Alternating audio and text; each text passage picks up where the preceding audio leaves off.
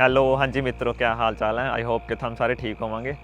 मैं हाजिर हूँ अपनी अगली वीडियो लेकर। आई नो कि वीडियो हो गई अपनी बहुत लेट, पर आज के ब्लॉग में मैं बताऊँगा मेलबर्न टू एडिलेड का रास्ता एंड अपनी जॉब कार कैरियर की। तो आप ट्रक लेकर चलेंगे मेलबर्न से एडिलेड।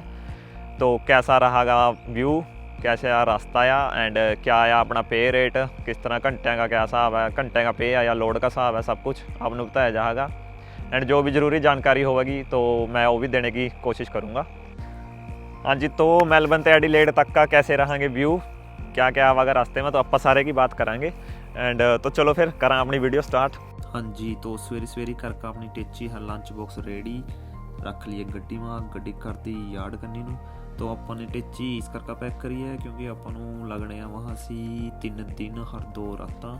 तो 3 दिन का काम है, फिर आप चौथे दिन वापसी है वहाँ पे। एंड फिर पहुँच का यार्ड में पार्किंग में चक्के ट्रक लाया लोडिंग पैड में लैका अपने लोड करनी थी 6 गड्डियाँ। अपन लेकर जानी एडिलेड 6 गड्डियाँ, तो ईजी लोड था पर गड्डियाँ अपनी रेडी नहीं थी जाने वास्ता। तो अपन लोडिंग में लग गया बहुत टाइम में। गड्डियाँ अपनी इस करके रेडी नहीं थी क्योंकि कई बारी जब अगले दिन अपना लोड सवेर का जाना होया तो यार्डी सवेरी ऐका ही अपना लोड कटते हैं। पर मैं तो अर्ली बहुत ज़्यादा, तो इस करके यार्डी अजों आई नहीं थे, तो मनु यार्डियाँ के आने का वेट करना पड़ा। और फिर यार्डी आए एंड उन्हें कड्डी गड्डियाँ अपनी 6 अपन लेकर जानी थी 6 सुजुकी की गड्डियाँ। तो अपने फिर करी गड्डियाँ अपनी लोड एंड लोड करते करते अपन नेरे ते चढ़ गया दिन। तो चढ़ना सा हो गया था सोना। लोड करने के बाद ਆਪਾਂ चलती है ट्रक लेकर एंड सबसे पहला ਆਪਾਂ गए फ्यूल स्टेशन पर।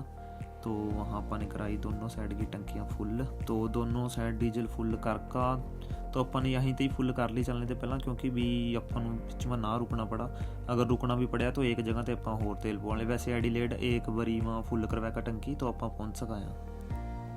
डीजल फिल कराने के बाद आप गए अंदर बिल करान। तो बिल कराने के बाद आप आए जब बाहर, तो ये देखो जी ये अपना लोड जो अपन लेकर जाना है एडिलेड। हाँ जी, तो रास्ते में जोन से भी टाउन या सिटीज़ आवांगी तो मैं उनके बारे में भी आपको बताने की कोशिश करूँगा। फिर अपन ने अपना सफ़र कराया स्टार्ट।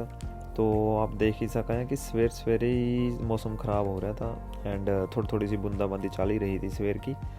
तो अपन ने एग्ज़िट लिया फिर M8 का, क्योंकि एडिलेड ਨੂੰ सीधा जाया M8 फ्रीवे। तो फ्रीवे के ऊपर जो स्पीड लिमिट हुआ वो हुआ 110 की, बट 110 पर सिर्फ कारा ही जा सका है क्योंकि ट्रकों की जो स्पीड लिमिट हुआ वो हुआ 100 की। तो 100 के ऊपर ट्रक जा नहीं सकते। वेस्टर्न फ्रीवे चढ़ने के बाद जोन सी भी पहली सिटी या टाउन आवा वो आवा मेल्टन। तो मेल्टन क्रॉस करते ही बारिश होगी और भी ज़्यादा तेज़ एंड उसके अंदर अपन जो है कि स्पीड लिमिट अपनी होर कम कर देनी चाहिए, स्पीड इस करके कट कर लेनी चाहिए क्योंकि सड़कें हो जाए स्लिपरी। एंड फिर उसके बाद आया बैकशमार्श। तो बैकशमार्श भी अपन ने तेज़ बारिश के अंदर ही कटिया। जिस तरह बारिश तेज़ होती गई उस तरह अपन ने अपने वाइपर की स्पीड बढ़ा दी। एंड फिर आखिरकार आया बालाराट क्रॉस करते ही मींह हो गया बंद, तो अपन थोड़ी राहत मिली। एंड बट उसके बाद बालाराट के बाद आया बी फोर्ट। तो बे फोर्ट में पड़ गई धुंध। तो बे फोर्ट में अपन मिले अपना तीसरा हैजर्ड, मतलब सवेरे अपन अंधेरा मिला, फिर अपन मिले मींह एंड उसके बाद ही धुंध। तो बे फोर्ट क्रॉस करने के बाद आया अराराट में का मौसम हो गया थोड़ा ठीक, धुंध भी हट गई एंड मींह भी थोड़ा ही था ना के बराबर। तो अराराट के बाद आया स्टॉपवेल, फिर आया होशम। तो आप जा रहे हैं जिस तरह इंटरस्टेट, बट होशम है हमारा लोकल में लास्ट स्टॉप। तो जो लोकल डिलीवरीज हुआ वो हम होशम तक ही कराया। एंड होशम ही एक मन लगा ऐसी जगह है जहाँ से अपन सिर्फ एक लेफ्ट लेना पड़ाया एडिलेड जाने वास्ता, क्योंकि एडिलेड का बाकी सारा रास्ता सीधा ही है, बस एक होशम ते लेफ्ट लेना। तो होशम क्रॉस करने के बाद आवा एक बहुत ही मशहूर टाउन डिम्बोला मशहूर है पिंक लेक के कारण। यहाँ है एक लेक जिसका पानी है सच में ही गुलाबी है। तो बहुत लोग उन्होंने दूर से देखने भी आए हैं, विक्टोरिया के लोग तो अक्सर देखने ही जहाँ हैं उन्हें स्पेशल। तो मैं भी कभी गया तो उसका एक अलग ब्लॉग बना देंगे आप। फिर पिंक लेक वाला टाउन क्रॉस करने के बाद आया एन हिल नाम का एक टाउन एंड उसके बाद आया लास्ट टाउन विक्टोरिया का जिसका नाम था कनीवा। तो कनीवा आया विक्टोरिया का लास्ट टाउन ਐਂਡ ਇਸ ਨੂੰ ਕ੍ਰੋਸ ਕਰਨੇ ਕੇ ਬਾਅਦ ਆਪਾਂ ਐਂਟਰ ਹੋ ਗਏ ਸਾਊਥ ਆਸਟ੍ਰੇਲੀਆ। तो साउथ ऑस्ट्रेलिया एंटर करने के बाद जो पहला टाउन आया वो आया बॉर्डर टाउन। तो बॉर्डर टाउन ਆਪਾਂ ਨੂੰ पड़ जाया अपने ਕੰਮ ਤੇ लगभग 430 ਤੇ 450 किलोमीटर के अंदर। एंड बॉर्डर टाउन ही था वो टाउन जहाँ अपने अपना लिया ब्रेक। तो अपन एक ब्रेक ही लेना था, तो अपने यहाँ border town BP fuel station है एक, तो यहाँ से अपन ने अपना एक आधे घंटे का ब्रेक ले लिया। ईब अग्गा सारे रास्ता अपन ब्रेक लेने की लोड़ नहीं है, अपन सीधा ही एडिलेड जाकर ही रुकांगे। जिस टाइम अपन ने वहाँ से ब्रेक ली, फ्यूल तो अपने ट्रक में पहला ही था क्योंकि अपन ने फुल करा लिया था, तो फ्यूल की तो लोड़ नहीं थी। बट अपन ने फ्यूल स्टेशन के अंदर से जाकर कुछ खाने पीने ले लिया, तो थोड़ी सी पेट पूजा करके अपन फिर चल दिए अपने सफ़र पर। एंड उसके बाद जो टाउन आया वो आया कीथ के बाद आया टिंटिनारा, एंड टिंटिनारा के बाद आया कोनाल्पियन। तो विक्टोरिया का एक टाउन था अराराट। तो अराराट से लेकर कोनाल्पियन तक जो मैनू कमी लगी रास्ते में वो थी हो कि ये है सिंगल रोड। तो अराराट से लेकर कोनाल्पियन तक आपां नू सिंगल रोड ही मिलाया, मतलब एक साइड में आप जा रहे थे, दूसरी साइड में गड्डियाँ आ रही हैं दूसरी साइड। ये रोड दिन में तो ठीक है, बट जिस तरह नाइट में थोड़ा सेफ नहीं मन लगा क्योंकि सिर्फ एक ही चिट्टी पट्टी हुआ है बिच में, ना कोई डिवाइडर है ना कुछ है। बट ट्रैफिक ज़्यादा ना होने के कारण अपन ने आराम से अपना सफ़र तय कर लिया यहाँ तक का। एंड उसके बाद रोड डबल हो जाया, बिच में डिवाइडर आ जाया, एंड दो लाइना हो जाए दोनों साइड। फिर कोनाल्पियन क्रॉस करने के बाद जो एक टाउन आया, तो उसके नाम पर मैंने थोड़ी हंसी आ गई क्योंकि उसका नाम था किकी, KI। तो किकी क्रॉस करने के बाद आया युमाली, एंड युमाली के बाद आया फिर एक खूबसूरत सा टाउन टेलम बैंड। खूबसूरत मैनू इस करके लगा क्योंकि यो बसा हुआ है एक नदी के ऊपर, जो कि इसके किनारे पर मुड़ रही है टाउन के। तो मुड़ती हुई नदी के ऊपर बना हुआ है, जब इसका नाम है टेलम बैंड। एंड जो सी नदी के किनारे पर बने हुआ है उसका नाम है मूरे रिवर, जो कि है ऑस्ट्रेलिया की सबसे लंबी नदी, जो है 2508 किलोमीटर लंबी।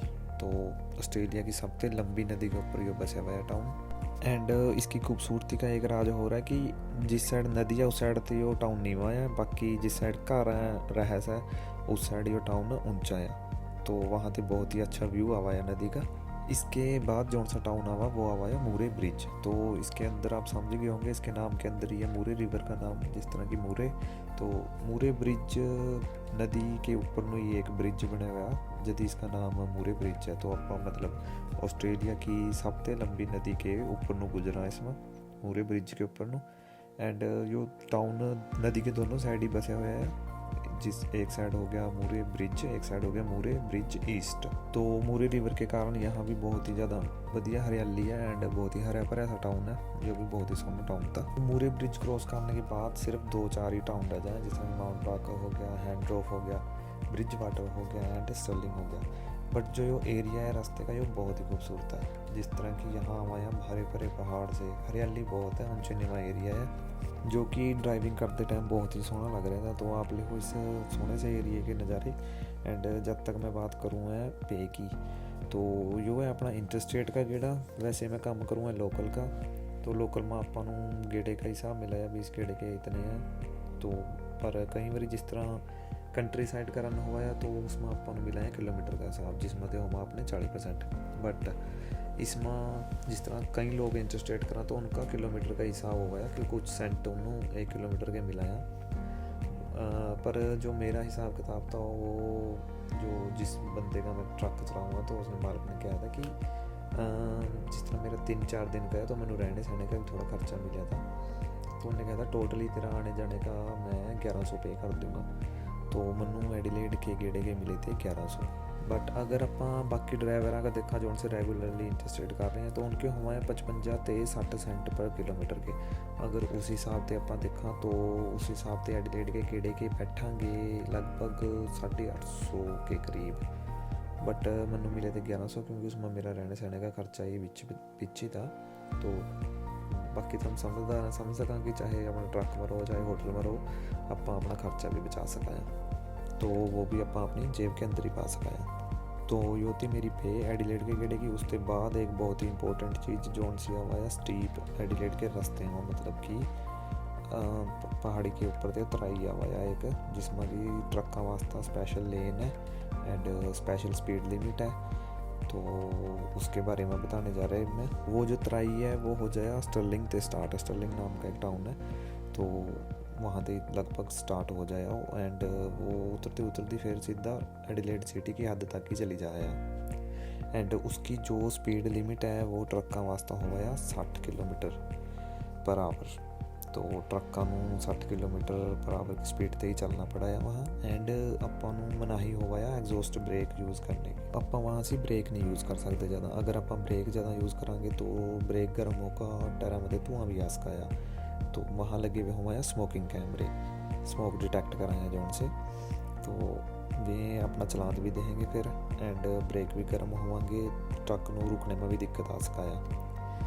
तो बेहतरी इसी में है कि आप ट्रक को मैनुअल गियर में पैका अपना स्पीड लिमिट के अंदर ही चलते रहा। 60 की स्पीड के लिमिट के अंदर ही चलते चलते अपन टनल आवाया एक रास्ते में, तो टनल क्रॉस करते ही अपना स्टीप ख़त्म होने लग जाए एंड आप हो जाए एडिलेड में एंटर। तो एडिलेड में एंटर होते ही जो सबसे पहली चीज़ है वो आवाया ग्लैन ओसमोंड का गुरुद्वारा साहिब।